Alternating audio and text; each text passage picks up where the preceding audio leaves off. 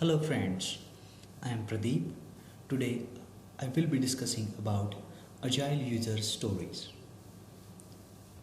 So, what is user story?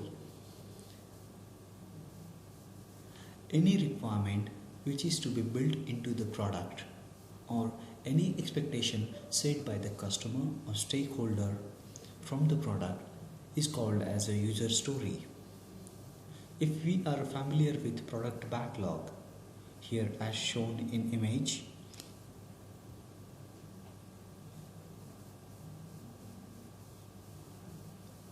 all user stories are ranked in a product backlog according to their value. And these are basically expectations of the user to be built into the product.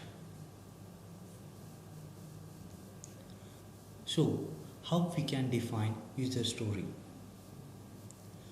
Basically, user story is a template and user story is written on a card. There are three clauses in user stories. As a clause, then I want to is another clause, and the last clause is so that. All these clauses have a different significance. As a clause define the user of the product or the entity expecting some functionality or the requirement to be built into the product. Then I want to a clause define a requirement that there is some feature to be built into the product. And finally, so that clause define a value which is customer is going to get once the requirement is in place, or what are the what kind of benefits he is going to get once the feature is built into the product. So it's very simple. We'll quickly check a real-time example how well-defined user story looks like. As an account manager, I want to see sales per customer so that I can determine which customers are most profitable. Here, account manager is a role. The requirement is to see sales per customer, and what the benefit he is going to get here is determine which customers are most profitable. So this is a well-defined user story. We can see another example as financial controller. I need to see net profit and profit margin per customer per year for our top 10 customers so that I can identify the characteristics of the most profitable customers. So this is again another example of well-defined user stories. There are 3 C's involved in user stories. These 3 C's are card, conversation, and confirmation. I'm sorry. Basically, card is like a postal card. Its size is around 3 to 5, and its size is limited so that customer or the stakeholder can only able to write expectation or requirement in a simple form as a single statement. As we have discussed in template, there is a card which define as a I want to so that all these clauses. And basically this card is a pointer to the conversation. It is purposefully kept so small that it should not create any ambiguity and complexity with respect to the requirement. Users should able to specify only requirement and a business justification, not more than that. And further details are discussed in a conversation. So in short, card is a pointer to the conversation.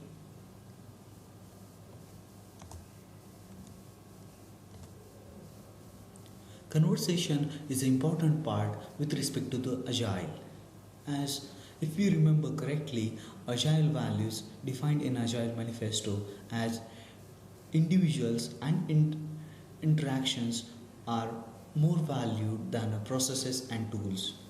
And there is one more value: working software is always preferred over comprehensive documentation, right? So, here conversation plays an important role. Conversation allow stakeholders and development team to explore more and more about the requirement defined in a user story card. In case if stakeholder writes down all the expectations or requirement in a scope document or some design document, and development team follow the specifications defined in document, by the end of the sprint or the once the user story is complete, the stakeholder may not be satisfied with the requirement because there is always deviation between expectations and the finally built product. So at all level of development, customer has to be engaged in a time to time during the sprint. So this conversation plays an important role, and basically this comes into the picture during sprint planning meeting where stakeholders, scrum master and development team come together, discuss more and more about user story.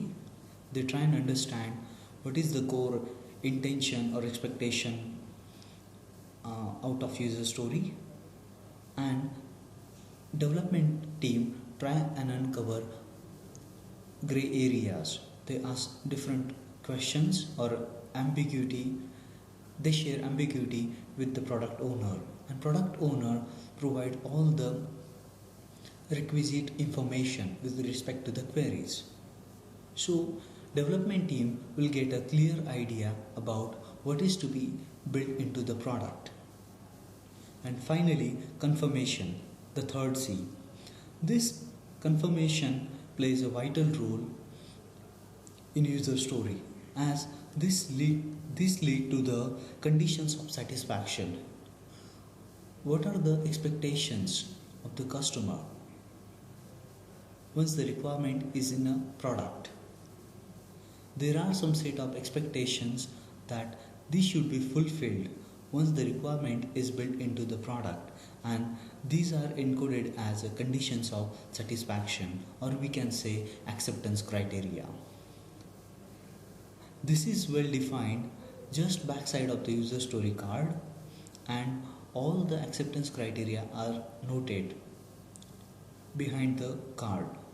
So stakeholders sets the clear expectations from the development team, and development team keeps all in mind during the development process that all the expectation or the acceptance criteria to be fulfilled. Let's take a look at the well-defined user story and acceptance criteria. Here, as an existing customer, I want to enter my user information and enter my account securely so I can be a confident transacting there. This is a simple requirement from the customer. This customer is basically net banking customer and who want a web portal to be secure enough that he can confidently go ahead with the transaction and in a safe operating environment.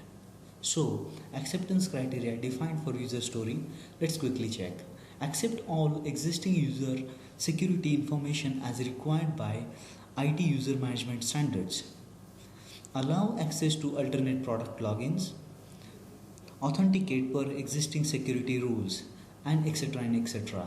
These are the expectations or acceptance criteria defined by the stakeholders, and development team should able to accommodate all the defined acceptance criteria into the product.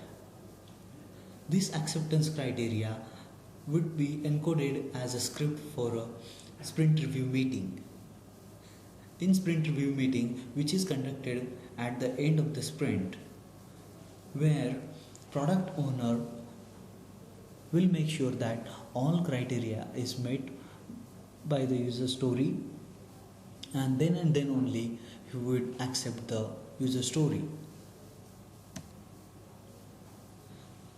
In my opinion, there are simple rules to define well good user story.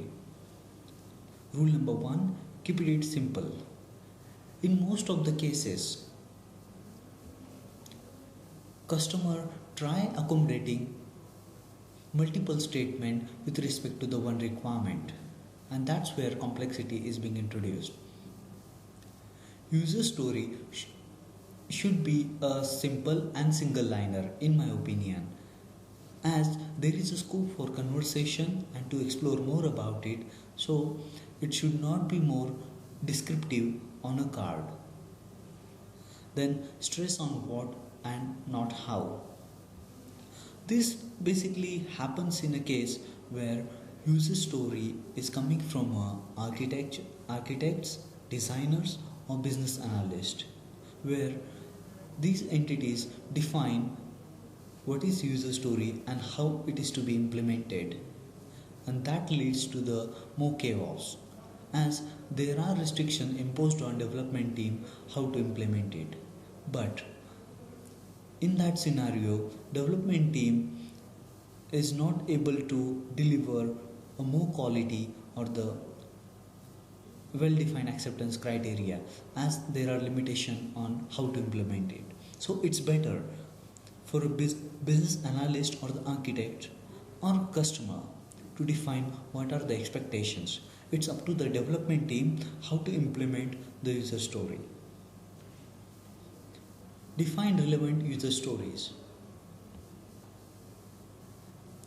In a set of sprints, we should define relevant user stories so that a more value can be achieved into the product. If we try and build different user stories by the end of the sprint, then customer or stakeholder may not get more value out of the product, as different chunks would be delivered by the end of the sprint.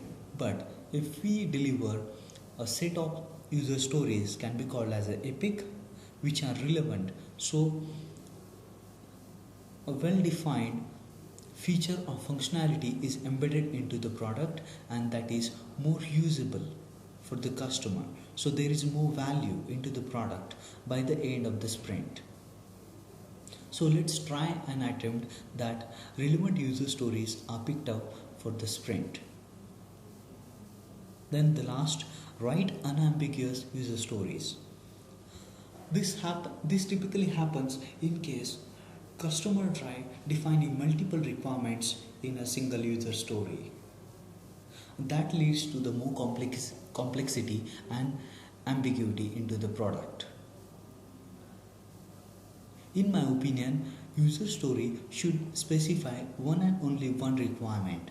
In case there are multiple requirements, then we need to break down that user story into the sub user stories, and if they are spanning across the multiple sprints, then we can call it as an epic. So to keep simple user story, we should emphasize on writing a single requirement or expectation in a single user story. That would lead to the lesser chaos and complexity. Well-defined user story always follow INVEST principle. INVEST principle stand for independent, negotiable, valuable, estimate, small and testable user story. In my opinion, user story is good and only good in case if it follow INVEST principle.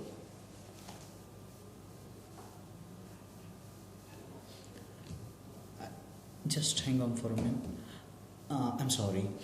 User story should be independent. If user stories are tightly coupled, then just for a minute.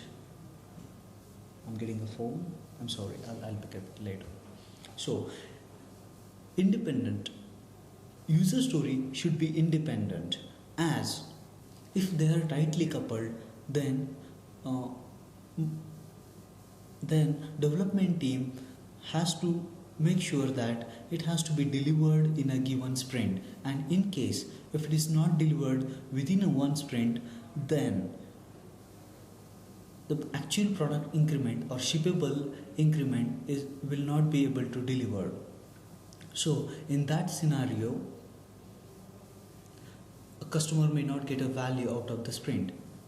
So it's better to define independent user stories. So there should be very less rigidity or tightly coupling. Then user story should be negotiable. It is from a both side perspective, stakeholder and development team as well. As we explore more and more about user story, we try exploring different parameters in a user story during conversation. So scope of the user story should be negotiable, because there is a possibility some things will be added into the user story and some things will be moved out of the user story to make it simple and crisp. So user story should be negotiable. Then valuable. By the end of the user story development in a sprint, it should deliver some value to the customer. That is one of the reasons where product owner always keep a product backlog updated. Product backlog always have top priority and high value user stories listed at the top of the list. Then estimate. User story should be estimatable, as development team should able to understand the user story. They should able to define the scope of the user story, and there should be some defined sizing, like some story points. User story should be marked with some 3, 5, 8 story points, and further can be broken down into the task. But if user story is too vague or bigger, then development team may not able to estimate. Small. User story should be sufficiently small enough that development team would able to understand the acceptance criteria, a well-defined requirement, and would able to further break it down into the set of tasks. If user story is too big enough to estimate, then it can be further broken down into the set of sub-user stories. Finally, user story should be testable. Every user story must have acceptance criteria, and development team make sure that acceptance criteria is achieved by the end of the user story, once the user story is developed into the product. So that's it about user stories. In next session, we will be talking about different estimation techniques for user stories. Thank you.